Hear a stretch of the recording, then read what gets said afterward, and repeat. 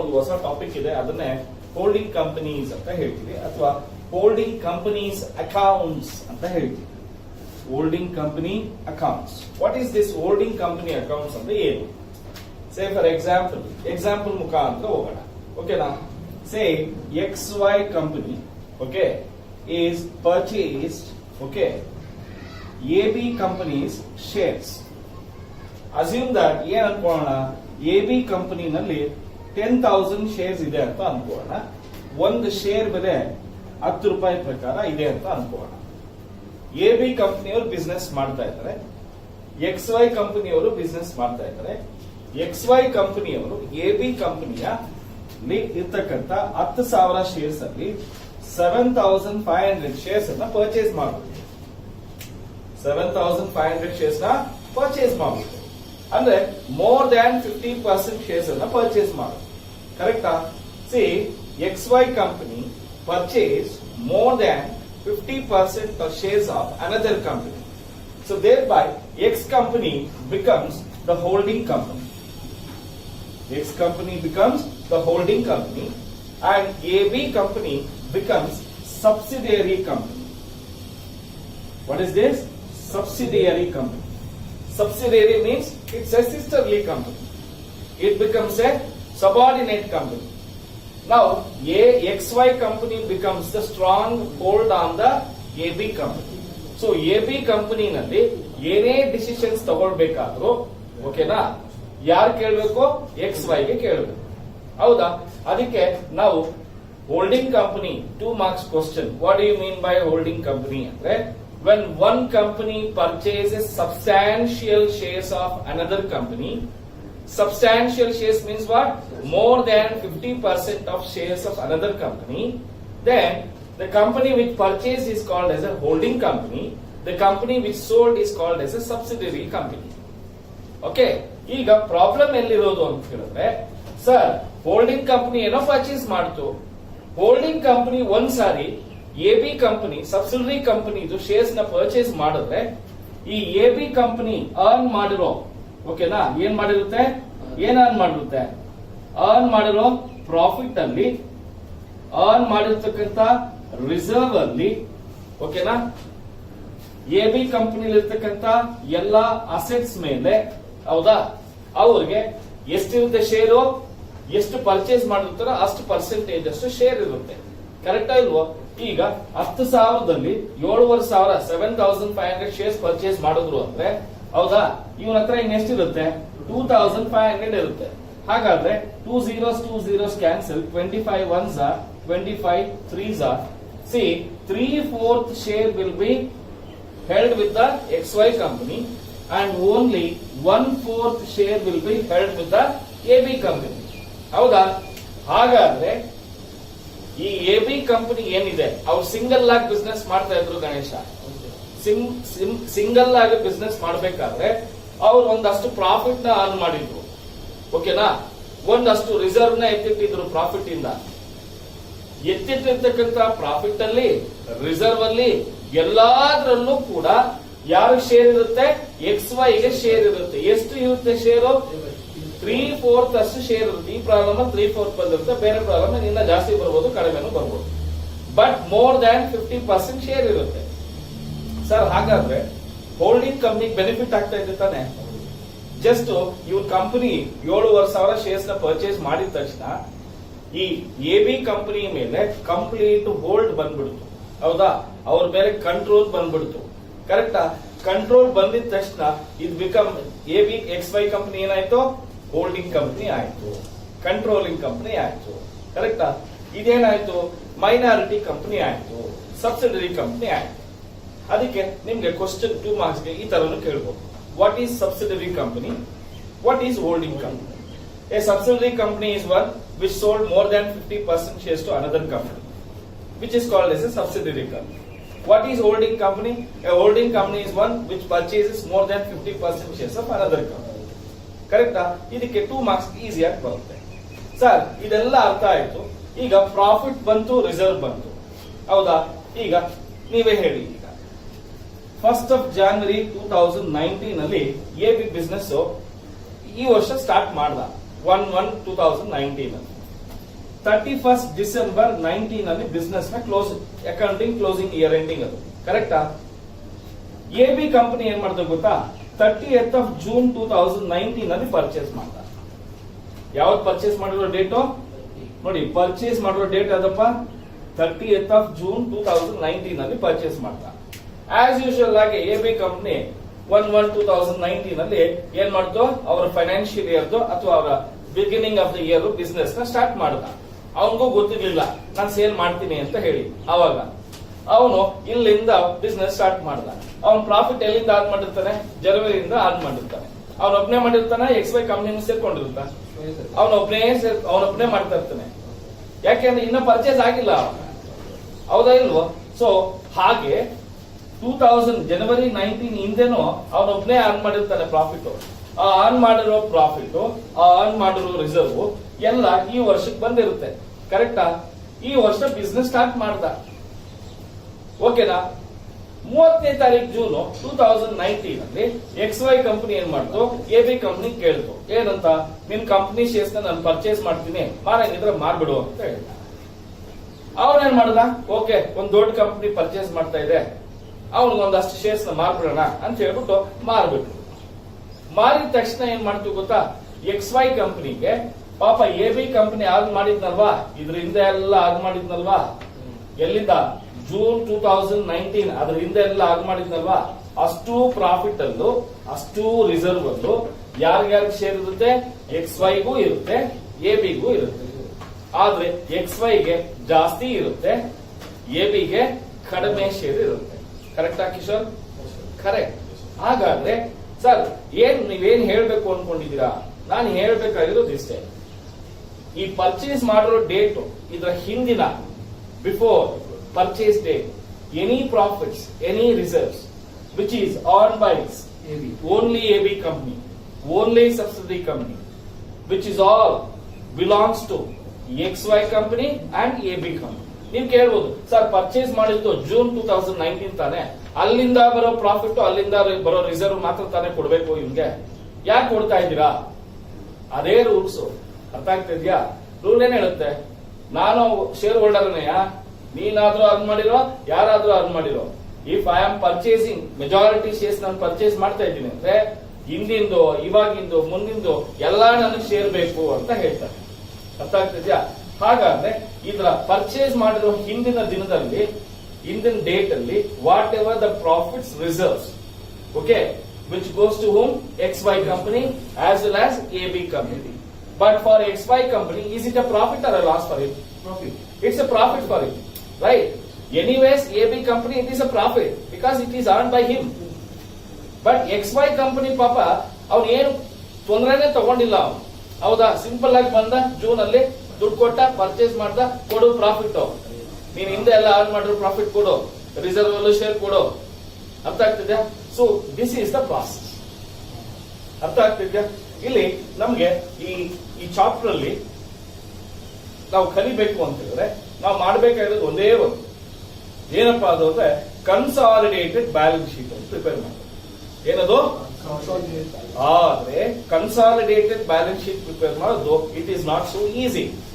V have to come across with lot of steps. What are those steps ಅಂತಂದ್ರೆ, first step ಅಲ್ಲಿ ನಾವು first calculation of ratio ಮಾಡಬೇಕು. ಏನ್ ಮಾಡಬೇಕು? Calculation of ratio ಮಾಡಬೇಕು. ಎರಡನೇದು ಕ್ಯಾಲ್ಕುಲೇಷನ್ ಆಫ್ ಕ್ಯಾಪಿಟಲ್ ಪ್ರಾಫಿಟ್ ಮಾಡಬೇಕು. ಮೂರನೇದು ಕ್ಯಾಲ್ಕುಲೇಷನ್ ಆಫ್ ರೆವಿನ್ಯೂ ಪ್ರಾಫಿಟ್ ಮಾಡಬೇಕು. ನಾಲ್ಕನೇದು ಕ್ಯಾಲ್ಕುಲೇಷನ್ ಆಫ್ ಮೈನಾರಿಟಿ ಇಂಟ್ರೆಸ್ಟ್. ಏನಿದು? Minority interest. Then we have to start with the fifth step, calculation of goodwill ಅಥವಾ ಕ್ಯಾಪಿಟಲ್ ರಿಸರ್ವ್ ನ calculate ಮಾಡಬೇಕು. ಇಷ್ಟು ಮಾಡಿದ ಆದ್ಮೇಲೆ ನಾವು ಏನ್ ಮಾಡಬೇಕು? ಬ್ಯಾಲೆನ್ಸ್ ಶೀಟ್ ಅನ್ನ ಪ್ರಿಪೇರ್ ಮಾಡಬೇಕು. ಈಗ ಇದು ಅಳಿಸ್ಬಿಡ್ಲಾ? ಇದು ಅಳಿಸೋಕ್ ಮುಂಚೆ ಒಂದು ಪಾಯಿಂಟ್ ಹೇಳ್ಬೇಕಾಗಿತ್ತು, ಅಳಿಸ್ಬಿಟ್ಟೆ ಇರ್ಲಿ. 1st January 19 ಕರೆಕ್ಟಾ? ಡಿಸೆಂಬರ್ 19. ಪರ್ಚೇಸ್ ಮಾಡೋ ಡೇಟ್ ಯಾವತ್ತು? ಜೂನ್ 19. ಕರೆಕ್ಟಾ ಸರ್? ಕ್ಯಾಪಿಟಲ್ ಪ್ರಾಫಿಟ್ ಅಂದ್ರೆ ಏನು, ರೆವೆನ್ಯೂ ಪ್ರಾಫಿಟ್ ಅಂದ್ರೆ ಏನು, ಇವೆರಡು ತಿಳ್ಕೊಂಡ್ಬಿಟ್ರೆ ತಿಳ್ಕೊಳ್ಳಿ. ಹೋಲ್ಡಿಂಗ್ ಕಂಪ್ನಿನಲ್ಲಿ 100% ನಿಮಗೆ ಗ್ಯಾರಂಟಿ 14 ಮಾರ್ಕ್ಸ್ ಗ್ಯಾರಂಟಿ ಬರ್ದಿಟ್ಕೋಬೇಕು ಸರ್. ಹಾಗಾದ್ರೆ ಕ್ಯಾಪಿಟಲ್ ಪ್ರಾಫಿಟ್ ಅಂದ್ರೆ ಏನು? C, any profit which is earn, any profits R any reserves which is earn before the purchase date, which all comes to capital profit. Any profits or any reserves which is earned after the purchase date comes under the revenue profit. All of you got it? Any profits, any reserves before purchase date, capital profit. After purchase date, revenue profit. Clear? Yes. All of you understood? Very good. Now let's take 2019 question paper and we'll solve it. Okay? Now, on balance sheet the pro forma ಹಾಕ್ಬಿಡ್ತೀನಿ. ಓಕೆನಾ? Balance sheet ಎಂತ balance sheet ಗೊತ್ತಾಯ್ತು? ಎಂತದಿದು? Consolidated balance sheet of H company and its subsidiary company. ಓಕೆನಾ? Now, let me take a traditional balance sheet only. This is liabilities, this is assets. Okay now? Now, give me the question paper.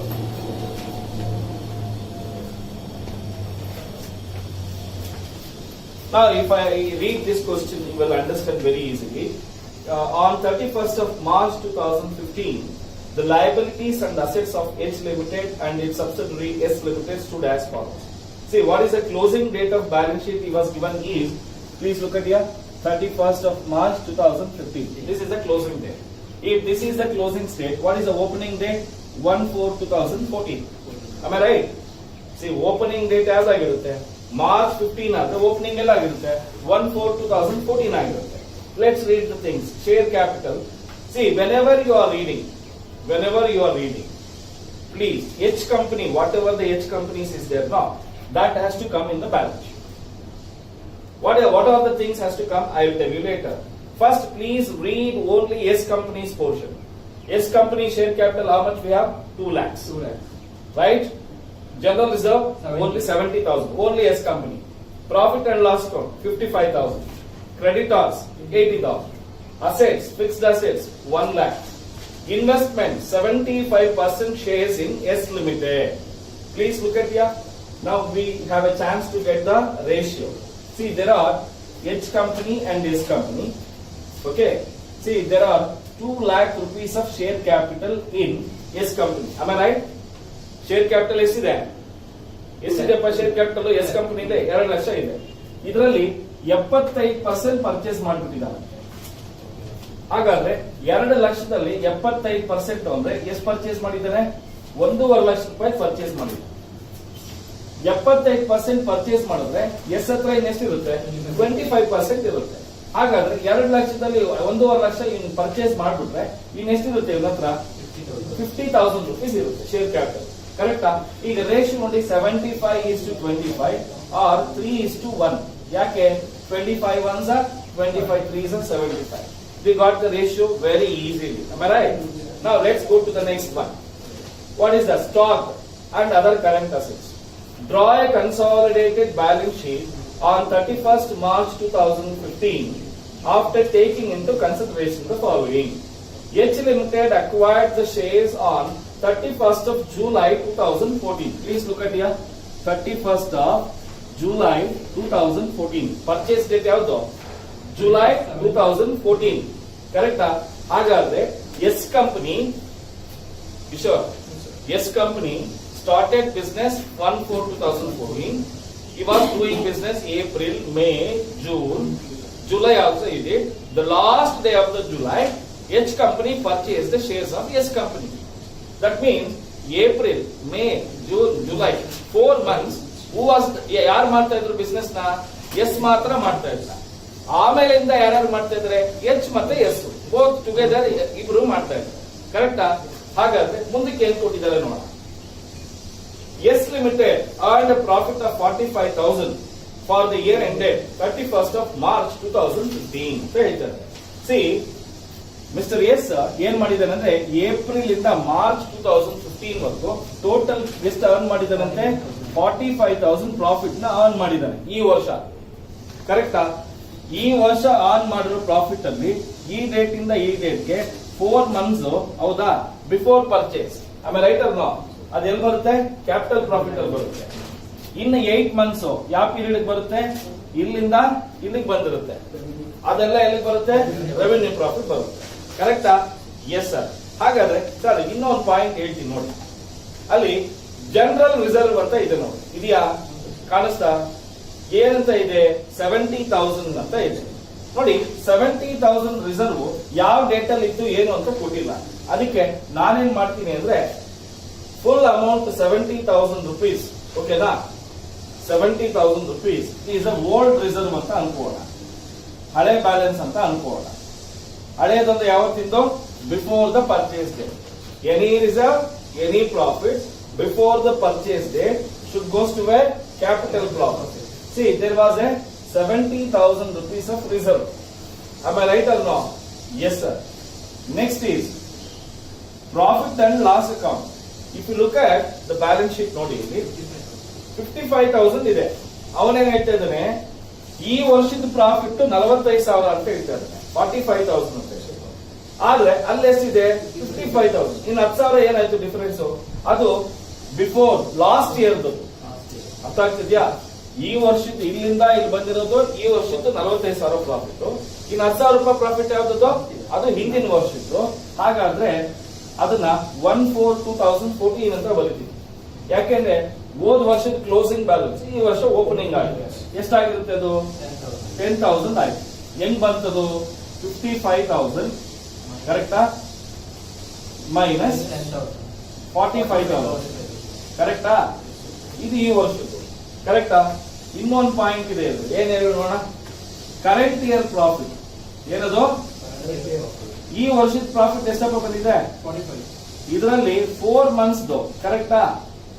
4 months profit April May June July. April May June July 4 months profit ಯಾವ್ದದು?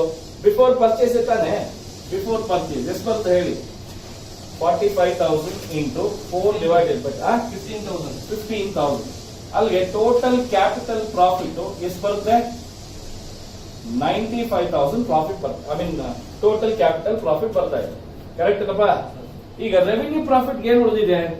Revenue profit ಉಳಿದಿರೋದು ಒಂದೇ ಒಂದು. ಏನ್ ಹೇಳಿ ನೋಡೋಣ? Current year profit. ಕರೆಕ್ಟಾ? Current year profit ಎಷ್ಟಿದೆ? 45,000. ಇದರಲ್ಲಿ 4 ಮಂತ್ಸ್ ಬಿಫೋರ್ ಪರ್ಚೇಸ್ ಆಯ್ತು, 8 ಮಂತ್ಸ್ ಏನಾಯ್ತು ಈ ಇಯರ್ದು. ಟೋಟಲ್ ಎಷ್ಟಾಯ್ತು? 30,000 ಆಯ್ತು. ಕರೆಕ್ಟಾ? Yes or no? Yes sir. Yes sir. Now let us come to the minority interest. Now when you take the minority interest, what is minority interest? After H company purchased the shares of S company, H company shares are S company shares ಅನ್ನ H company purchase ಮಾಡಿದ್ಮೇಲೆ S company ಏನೇನು ಇರುತ್ತೆ? What and all available for S company ಏನೇನು ಉಳಿಯುತ್ತೆ? ಏನೇನು ಉಳಿಯುತ್ತೆ? Share capital ಉಳಿಯುತ್ತೆ. ಎಷ್ಟು ಉಳಿಯುತ್ತೆ? 50,000 ರೂಪಾಯಿ ಉಳಿಯುತ್ತೆ. ಅಲ್ಲೇ ಹಾಕ್ಬಿಟ್ಟಿದ್ದೀವಿ. ಕರೆಕ್ಟಾ? ಎರಡನೇದು ಕ್ಯಾಪಿಟಲ್ ಪ್ರಾಫಿಟ್ ಉಳಿಯುತ್ತೆ ನೋಡಿ. ಟೋಟಲ್ ಕ್ಯಾಪಿಟಲ್ ಪ್ರಾಫಿಟ್ ಎಷ್ಟಪ್ಪ ಬಂದಿದೆ? 95. ಇದರಲ್ಲಿ 3/4 ಇವಂದು, 1/4 ಇವಂದು. ಹೌದಾ? 1/4 ಮಾತ್ರ ಇವಂದು. ಎಷ್ಟು? ಎಷ್ಟಪ್ಪ? 23,750 ಇವಂದು. ಉಳಿದಿದ್ದೆಲ್ಲ ಯಾರ್ದು? H company. Revenue profit total ಎಷ್ಟು ಬಂದಿದೆ? 30,000 ಬಂದಿದೆ. ಇದರಲ್ಲಿ 1/4 ಮಾತ್ರ ಯಾರ್ದು? S company. ಎಷ್ಟು ಬರುತ್ತೆ? 7,500. ಹಾಗಾದ್ರೆ ಇನ್ನು ಎಷ್ಟು ಉಳಿಯಿತಪ್ಪ? 81,250 ಇಸ್ ದ ಮೈನಾರಿಟಿ ಇಂಟ್ರೆಸ್ಟ್. ಅಲ್ಲಿಗೆ ಎಸ್ ಕಂಪನಿಗೆ ಎಚ್ ಕಂಪನಿ ಏನಾದ್ರು 81,250 ಕೊಟ್ಬಿಟ್ರು ಅಂತ ಇಟ್ಕೊಳ್ಳಿ. 100% ಯಾವ್ದಾಗುತ್ತೆ? S company, H company. ಅರ್ಥ ಆಗ್ತಿದ್ಯಾ? ಇಷ್ಟು ಮೈನಾರಿಟಿ ಇಂಟ್ರೆಸ್ಟ್ ಇರುತ್ತೆ. ಕರೆಕ್ಟಾ? ಈಗ ದಯವಿಟ್ಟು ಈಗ point very important. What we have to calculate? Goodwill ಅಥವಾ capital reserve we have to calculate. Please look at the balance sheet. Investments 75% shares in S limited ಅಂತ ಹೇಳಿದ್ದಾರೆ. ಎಷ್ಟು ಕೊಟ್ಟಿದ್ದಾರಪ್ಪ? 2,80,000 ಇದೆ. ಕರೆಕ್ಟಾ? ಇದೆಯಾ? ಸೊ ಹಾಗಾದ್ರೆ ಇನ್ವೆಸ್ಟ್ಮೆಂಟ್ಸ್ ಇನ್ ಎಸ್ ಲಿಮಿಟೆಡ್ 2,80,000 ಇದೆ. ಕರೆಕ್ಟಾ? ಆದ್ರೆ ಕಾಸ್ಟ್ ಆಫ್ ಶೇರ್ಸ್ ಒಂದ್ ನಿಮಿಷ ನೋಡ್ತೀರಾ? ಈಗ ನೋಡಿ, ಎಚ್ ಕಂಪನಿ ಎಸ್ ಕಂಪನಿಗೂ 75% ಶೇರ್ಸ್ ಪರ್ಚೇಸ್ ಮಾಡ್ಕೊಂಡು 2 lakhs ಬ್ಯಾಲೆನ್ಸ್ ಶೀಟ್ ಅಲ್ಲಿ ಇರೋದು ಕಾಸ್ಟ್ ಪ್ರೈಸ್. ಅದರಲ್ಲಿ 75% ಎಷ್ಟು? 1,50,000. ಕರೆಕ್ಟಾ? ಅಲ್ಲಿಗೆ ಎಚ್ ಕಂಪನಿ 1.5 ಲಕ್ಷ ರೂಪಾಯಿದು ಶೇರ್ ಕ್ಯಾಪಿಟಲ್ಗೆ 1,50,000 rupees ಶೇರ್ ಕ್ಯಾಪಿಟಲ್ಗೆ ಎಷ್ಟು ಕೊಡ್ತಾ ಇದಾರೆ? 2,80,000 ಕೊಡ್ತಾ ಇದಾರೆ. ಜಾಸ್ತಿ ಕೊಡ್ತಾ ಇದಾರೆ, ಕಡಿಮೆ ಕೊಡ್ತಾ ಇದಾರೆ? ಜಾಸ್ತಿ ಕೊಡ್ತಾ ಇದಾರೆ. ಎಷ್ಟು ಜಾಸ್ತಿ ಕೊಡ್ತಾ ಇದಾರೆ? 1,30,000 rupees ಜಾಸ್ತಿ ಕೊಡ್ತಾ ಇದಾರೆ. ನಾನು ಇದನ್ನ ಏನಂತ ಹೇಳ್ತೀನಿ? ಗುಡ್ ವಿಲ್ ಅಂತ ಹೇಳ್ತೀನಿ. ಹೌದಾ ಸರ್? ಇದೇನ್ ಸರ್ ನೀವ್ ಹೇಳಿದ್ರೆ H company S company shares ನ ಪರ್ಚೇಸ್ ಮಾಡ್ತಾ ಇದೆ. ಹೌದಾ? ಪರ್ಚೇಸ್ ಮಾಡ್ಬೇಕಾದ್ರೆ ಅವ್ನು ಹೇಳ್ತಾನೆ, ನಿಮ್ ಕಂಪನಿ ಶೇರ್ಸ್ ಮಾಡ್ಬಿಡು, ನಿನ್ಗೆ ಎಷ್ಟು ಬೇಕು ಹೇಳ್ಕೊಡ್ತೀನಿ. ಆಯ್ತು, 1.5 ಲಕ್ಷ ರೂಪಾಯಿಗೆ 2,80,000 ಕೊಡ್ತೀಯಾ ಅಂತ ಕೇಳಿದ್ರು. ಆಯ್ತು ತಗೋ ಅಂತ ಹೇಳ್ತಾರೆ. ಅಲ್ಲಿಗೆ ಒಟ್ಟು 1,30,000 ಜಾಸ್ತಿ ಕೊಟ್ಟಿದೀವಿ. 1,30,000. ಹೌದಾ? ಎಸ್ ಲಿಮಿಟೆಡ್ ಜಾಸ್ತಿ ಕೊಟ್ಟಿದ್ದೀವಿ ನಾವು. ನಮ್ಗೆ ಗುಡ್ ವಿಲ್ ಅಂತ ಅನ್ಕೊಂಡು ನಾವು ಕೊಟ್ಟಿದ್ದೀವಿ. ಗುಡ್ ವಿಲ್ ಇದೆ ಆ ಕಂಪ್ನಿಲಿ ಅಂತ. ಆದ್ರೆ ನೋಡಿ, ಎಸ್ ಕಂಪನಿನ ಪರ್ಚೇಸ್ ಮಾಡಿದಾಗ ಈ 95,000 ಅಲ್ಲಿ 1/4 ಎಸ್ ಕಂಪನಿ ಕೊಟ್ಟಿ, ಇನ್ನು 3/4 ಯಾರಿಗೆ ಬರೋದು? ಹೋಲ್ಡಿಂಗ್ ಕಂಪನಿ ತಾನೇ ಬರೋದು. ಅದಕ್ಕೆ ಇಲ್ಲಿ 3/4 ಆಫ್ ಕ್ಯಾಪಿಟಲ್ ಪ್ರಾಫಿಟ್. ನೋಡಿ, ಕ್ಯಾಪಿಟಲ್ ಪ್ರಾಫಿಟ್ ಒಟ್ಟು ಎಷ್ಟಿದೆಯಪ್ಪ? 95,000 ಇದೆ. ಇದರಲ್ಲಿ 3/4 ಎಷ್ಟು ಬರುತ್ತಾ? 71,250. ಈಗ ಪಾಯಿಂಟ್ ಬರ್ತೀರಾ ನೋಡಿ. ನಾವು ಪರ್ಚೇಸ್ ಮಾಡಬೇಕಾದ್ರೆ we gave 1,30,000 more, 1,30,000 more. 71,250 we are getting benefit from yes company, because before the purchase we had reserves and profits. In that purchase ಮಾಡೋಕೆ ಹಿಂದೆ ನಮ್ಗೆ ಇಷ್ಟು ಲಾಭ ಬಂದಿತ್ತು. ಇದರಲ್ಲಿ 3/4 ಪೋರ್ಷನ್ ನಮಗೂ ಬಂತು ತಾನೆ. ಅದು ಬಿಟ್ಟಿಯಾಗಿ ಬಂದಿರೋ ಪ್ರಾಫಿಟ್ ತಾನೆ, ಇಟ್ಸ್ ಫ್ರೀ ಪ್ರಾಫಿಟ್. ಹೌದಾ? ಹಾಗಾದ್ರೆ ನಾವು ಕೊಟ್ಟಿರೋದು ಜಾಸ್ತಿ ಇದೆಯಾ, ನಮಗ್ ಬರ್ತಾ ಇರೋದು ಜಾಸ್ತಿ ಇದೆಯಾ? ನಾವು ಕೊಡ್ತಾ ಇರೋದೇ ಜಾಸ್ತಿ ಇದೆ. ನಮ್ಗೆ ಎಷ್ಟು ಬರ್ತಾ ಇದೆಯೋ? ಮಗ ಇದೆಲ್ಲ ಯಾರ್ದು? ಇದು 95,000. ಈ ಅರ್ನ್ ಮಾಡಿರೋ ಪ್ರಾಫಿಟ್ ಎಲ್ಲ ಪರ್ಚೇಸ್ ಮಾಡೋಕೆ ಹಿಂದೆ ಇರೋದೇ ತಾನೆ. ನೀನೇನಾದ್ರೂ ಕಷ್ಟಪಟ್ಟಿದ್ದೆ? H company ಕಷ್ಟಪಟ್ಟಿದ್ರ? ಇಲ್ಲ. ಅದ್ರಲ್ಲಿ ನಿನಗೆ 3/4 ಶೇರ್ ಎಷ್ಟಿದೆ? ಅಲ್ಲಿಗೆ ನಿನಗೆ ಬಿಟ್ಟಿಯಾಗಿ ಬರ್ತಾ ಇದೆ. ಆದ್ರೆ ನೀನ್ ಎಷ್ಟು ಜಾಸ್ತಿ ಕೊಡ್ತಾ ಇದೀಯ ಎಸ್ ಕಂಪನಿಗೆ? ನೀನ್ ಕೊಟ್ಟಿರೋದೇ ಜಾಸ್ತಿ ಇರ್ತಾನೆ. ಅದಕ್ಕೆ ನಾನು ಇದನ್ನ ನೆಟ್ ಗುಡ್ ವಿಲ್ ಅಂತ ಕರಿತೀನಿ. ಅಂದ್ರೆ ಇದು ಜಾಸ್ತಿ ಇದ್ರೆ ನೆಟ್ ಗುಡ್ ವಿಲ್, ಇದೇ ಏನಾದ್ರೂ ಜಾಸ್ತಿ ಇದ್ರೆ ಕ್ಯಾಪಿಟಲ್ ಪ್ರಾಫಿಟ್, ಕ್ಯಾಪಿಟಲ್ ರಿಸರ್ವ್ ಅಂತ ಹೇಳಿ. ಅರ್ಥ ಆಯ್ತಾ? ಈಗ ಡಿಫರೆನ್ಸ್ ಎಷ್ಟು ಬರುತ್ತೆ ಹೇಳ? 58,750. ಇದನ್ನ ನೆಟ್ ಗುಡ್ ವಿಲ್ ಅಂತ ಹೇಳ್ತೀವಿ. ನೋಡಪ್ಪ, first step, second step, third step, fourth step, fifth step ಇಷ್ಟು ಮಾಡಲೇಬೇಕು. ಕ್ಲಿಯರಾ? ಈಗ ಬ್ಯಾಲೆನ್ಸ್ ಶೀಟ್ ಬರೋಣ. ಈಗ ಬ್ಯಾಲೆನ್ಸ್ ಶೀಟ್ ಮಾಡಬೇಕಾದ್ರೆ ಫಸ್ಟ್ ನಮ್ಗೆ ಶೇರ್ ಕ್ಯಾಪಿಟಲ್. ಕರೆಕ್ಟಾ? ಇಲ್ಲಿ ಆಲ್ರೆಡಿ ಎಸ್ ಕಂಪನಿದು ಏನ್ ಮಾಡಿದೀವಿ? ಪರ್ಚೇಸ್ ಮಾಡ್ಕೊಂಡ್ಬಿಟ್ಟಿದೀವಿ. ಇಲ್ಲಿ ಎಸ್ ಕಂಪನಿ ಬರೋಲ್ಲ. ಹಾಗಾದ್ರೆ ಎಚ್ ಕಂಪನಿ ಎಷ್ಟಿದೆ ನೋಡಿ? 8 lakhs ಇದೆ. ಕರೆಕ್ಟ್ ಏನಪ್ಪ? ಇದೆ ಸರ್. Next general reserve. ಯಾಕೆಂದ್ರೆ ಇರೋ ಜನರಲ್ ರಿಸರ್ವ್ ಎಸ್ ಕಂಪನಿ ಎಲ್ಲ ಹಂಚ್ಕೊಂಡ್ಬಿಟ್ಟಿದ್ವಿ. ಹೌದಾ? ಎಸ್ ಕಂಪನಿದೆಲ್ಲ ಹಂಚ್ಕೊಂಡ್ಬಿಟ್ಟಿದ್ವಿ. We have shared. ಕರೆಕ್ಟಾ? ನೆಕ್ಸ್ಟ್ ಏನಿದೆಯಪ್ಪ? Profit and loss account 90,000 rupees. ಯಾವ್ದಿದೆ ಅದು? ಎಚ್ ಕಂಪನಿದಿದೆ. ಕರೆಕ್ಟಾ? ನಮ್ಗೆ ಎಸ್ ಕಂಪನಿ ಬೇರೆ ಬರ್ತಾ ಇದೆ. ಹೆಂಗೆ? ಎಲ್ಲಿಂದ ಹೇಳಿ ನೋಡೋಣ. ಕ್ಯಾಪಿಟಲ್ ಪ್ರಾಫಿಟ್ ಏನೋ ಹಂಚ್ಕೊಂಡ್ಬಿಟ್ವಿ, ಆಗೋಯ್ತು. ರೆವಿನ್ಯೂ ಪ್ರಾಫಿಟ್ 30,000ದಲ್ಲಿ ಇವ್ರಿಗೆ 7,500 ಕೊಟ್ವಿ. ರೆವಿನ್ಯೂ ಪ್ರಾಫಿಟ್ ಅಂದ್ರೆ ಏನ್ ಅರ್ಥ? ಇಬ್ರು ಸೇರಿ ಕಷ್ಟಪಟ್ಟಿರೋದು. ಹೌದಾ? 30,000ದಲ್ಲಿ ಇವ್ನ್ ಕಷ್ಟಪಟ್ಟಿರೋದು ಇವ್ನ್ ಕೊಟ್ವಿ. ನಾವು ಕಷ್ಟಪಟ್ಟೋದು ಬೇಡವಾ ನಮ್ಗೆ ಎಚ್ ಕಂಪನಿಗೆ? ಸೊ ಎಸ್ ಕಂಪನಿಯಿಂದ 30,000 ಅಲ್ಲಿ 3/4 ಓಕೆನಾ 22,500 ಕರೆಕ್ಟ್ ಏನಾ? 22,500. 22,500 ಪ್ರಾಫಿಟ್ ಇದೆ ಕರೆಕ್ಟಾ? ಅದು ಯಾರಿಗೆ ಸೇರಿರೋದು? ನಮಗೆ ಸೇರಿರೋದು. ಅಲ್ಲಿಗೆ ಒಟ್ಟು ಎಷ್ಟು ಪ್ರಾಫಿಟ್ ಬಂತು? 1,12,500 rupees ಟೋಟಲ್ ಪ್ರಾಫಿಟ್ ಇದೆ ಕರೆಕ್ಟಾ? ನೆಕ್ಸ್ಟ್ ಕ್ರೆಡಿಟರ್ಸ್ ಇದಾರೆ ನೋಡಿ. 1,20,000. ಎಚ್ ಕಂಪನಿ ಎಷ್ಟಿದೆ? 1,20,000. ಎಸ್ ಕಂಪನಿ ಎಷ್ಟಿದೆ? X company 80,000. 80,000. ಇವೆರಡು ಆಡ್ ಮಾಡಬೇಕು. ಅರ್ಥ ಆಗ್ತಿದ್ಯಾ? ಎಷ್ಟಾಯ್ತು? 2 lakh. 2 lakhs ಆಯ್ತು. ಈಗ ಅಸೆಟ್ ಸೈಡ್ ಬನ್ನಿ. ಫಿಕ್ಸ್ಡ್ ಅಸೆಟ್ಸ್ ಎಷ್ಟಿದೆ ಹೇಳಿ? 5,50,000. ಎಚ್ ಕಂಪನಿದು. ಅದೇ ಸರ್ 5,50,000. ಎಸ್ ಕಂಪನಿ 1 ಎಷ್ಟಿದೆ? lakh. 1 lakh. ಟೋಟಲ್ ಎಷ್ಟಾಯ್ತು? 6,50,000 ಕರೆಕ್ಟಾ? Next good will ಎಷ್ಟಿದೆಯಪ್ಪ? 58,750 ಕರೆಕ್ಟಾ?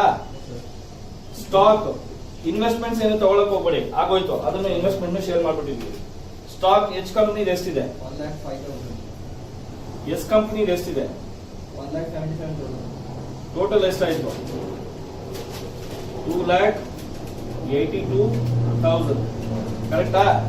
2,82,000. ಅದರ್ ಕರೆಂಟ್ ಅಸೆಟ್ಸ್ ಎಷ್ಟಿದೆ? 2,25,000. ಎಸ್ದು? 1,28,000. ಟೋಟಲ್ 3,53,000 ಕರೆಕ್ಟಾ? ಹೌದು ಸರ್. ಇಷ್ಟು ಮಾಡಿದ್ವಿ. ಈಗ ಲಾಸ್ಟ್ ಪಾಯಿಂಟ್ ಬರ್ತೀವಿ.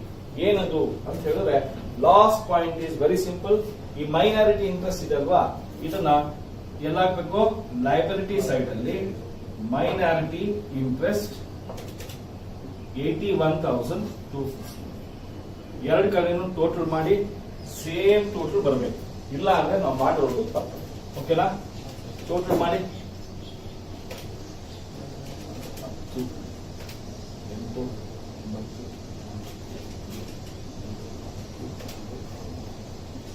13,43,750.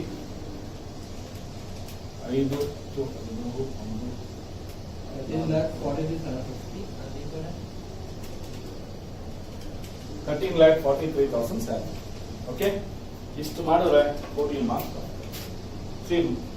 ಕಂಪಲ್ಸರಿಯಾಗಿ ಒಂದು ಕ್ವಶನ್ ಗ್ಯಾರಂಟಿ ಬರುವಂಥದ್ದು. ಇದನ್ನ ಈ ತರ ಕಲಿಸಿ. ಓಕೆನಾ?